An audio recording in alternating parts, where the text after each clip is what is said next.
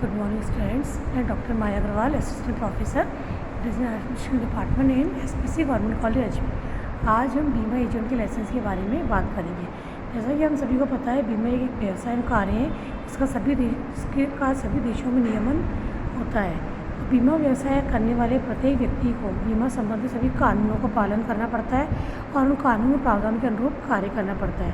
अतः कोई भी बीमा एजेंट जब बीमा व्यवसाय करता है तो उसे उसके लिए लाइसेंस लेना पड़ता है।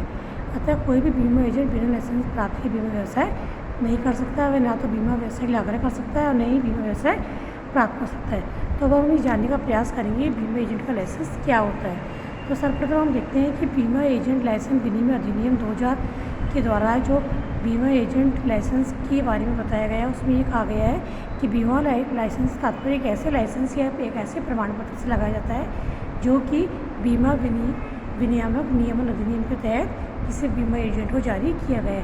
कहने का आशय ये है कि बीमा एजेंट जब कार्य करता है तो उसे बीमा एजेंट लाइसेंस विनिमय अधिनियम 2000 जो एक्ट है उसका पालन करना पड़ता है। उन नियमों के अनुरूप इस एक्ट के अनुरूप जो लाइसेंस या प्रमाण पत्र उसे जारी किया जाएगा वो बीमा एजेंट का लाइसेंस कहा जाएगा। तो इस तरह से अगर हम देखें तो बीमा एजेंट का लाइसेंस में प्रमाण पत्र है जो कि एक कंपनी बीमा एजेंट को दिया जाता है। तो हम देखते हैं बीमा एजेंट का लाइसेंस क्या है। तो बीमा एजेंट का लाइसेंस एक प्रमाण पत्र है तथा ये बीमा एजेंट लाइसेंस का प्रमाण पत्र जो लाइसेंस जारी किया गया जिसके द्वारा एक व्यक्ति जो बीमा करना चाहकर अन्य व्यक्ति बीमा करना चाहता है उस लाइसेंस के माध्यम से बीमा करवा सकता है।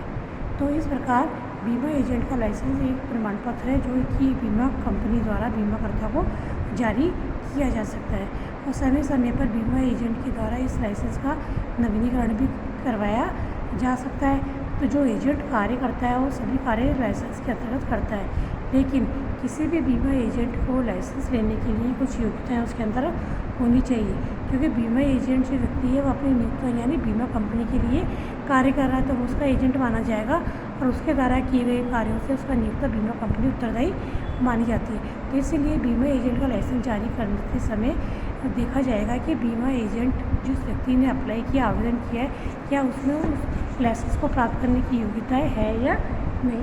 तो इस योग्यताएँ में हमें ये ध्यान रखना है कि वह व्यक्ति वयस्क होना चाहिए, स्वस्थ होना चाहिए, पागल या दिवालिया घोषित नहीं होना चाहिए। तो कहने का आशय उस व्यक्ति में अनुमोदन करने की क्षमता होनी चाहिए। यदि आपने उस व्यक्ति में अनुमोदन करने की क्षमता नहीं, इन सभी फीचर कारणों से कोई कारण उसमें है तो उसके कारण अयोग्य माना जाएगा, उसको लाइसेंस जारी नहीं किया जाएगा। और यदि बीमा कंपनी द्वारा इसके भी ध्यान रखे बिना ही लाइसेंस जारी कर दिया जाएगा तो वो अयोग्य माना जाएगा।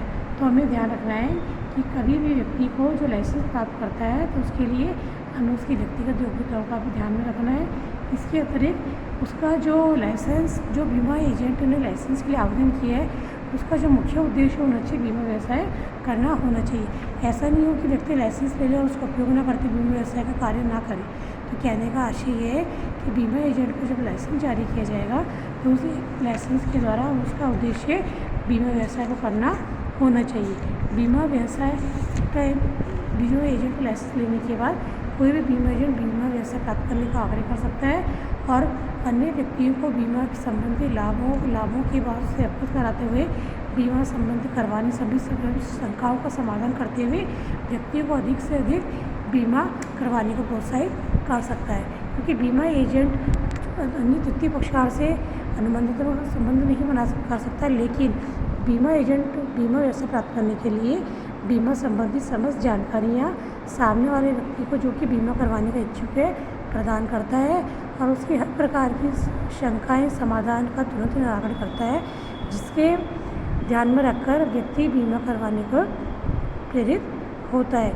क्योंकि आज बीमा एजेंट जो होता है वही बीमा एजेंट एक व्यक्ति है जो बीमा कंपनी द्वारा प्रचलित विभिन्न प्रकार की पॉलिसियों के बारे में जानकारी प्रदान करता है। इसके अलावा जीवन बीमा है, साधारण जीवन बीमा निगम, अग्नि बीमा है, समुद्री बीमा है, इन सबको करवाने से व्यक्ति को क्या लाभ हो सकता है या उसमें किस प्रकार से बीमा योग्य हित जुड़ा हुआ है उससे अवगत कराता है।